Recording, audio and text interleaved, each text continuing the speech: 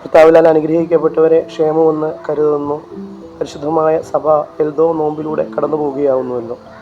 കരോത്സംഗങ്ങളൊക്കെ നിങ്ങളുടെ ഭവനങ്ങളിൽ എത്തിയെന്ന് വിശ്വസിക്കുന്നു.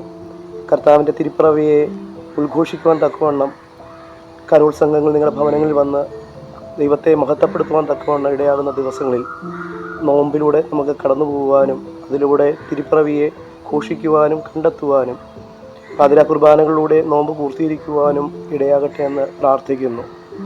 തൻ്റെ പുത്രനെ ഈ ലോകത്തിലേക്ക് അയച്ച് മനുഷ്യാവതാരം എന്ന പ്രക്രിയയിലൂടെ ദാസവേഷം സ്വീകരിച്ച് നമ്മളിൽ ഒരുവരെ പോലെ ഈ ലോകത്ത് ജീവിച്ച് നമ്മുടെ പാപങ്ങൾക്ക് വേണ്ടി യാഗമായി തീർന്ന പൊന്നുതമ്പുരാൻ്റെ തിരുപ്പിറവിയെ നമ്മൾ ആഘോഷിക്കുമ്പോൾ അത് നമ്മുടെ ഭവനങ്ങൾക്ക്, സഭയ്ക്ക്, സമൂഹത്തിന് അനുഗ്രഹമായിട്ട് തീരട്ടെ എന്ന് പ്രാർത്ഥിക്കുന്നു. എല്ലാവർക്കും ക്രിസ്മസിൻ്റെയും നവവത്സരത്തിൻ്റെയും ക്ഷേമ ഐശ്വര്യങ്ങൾ നിറഞ്ഞ ആശംസകൾ നേരുന്നു. ദൈവം നിങ്ങളേവരെയും അനുഗ്രഹിക്കട്ടെ.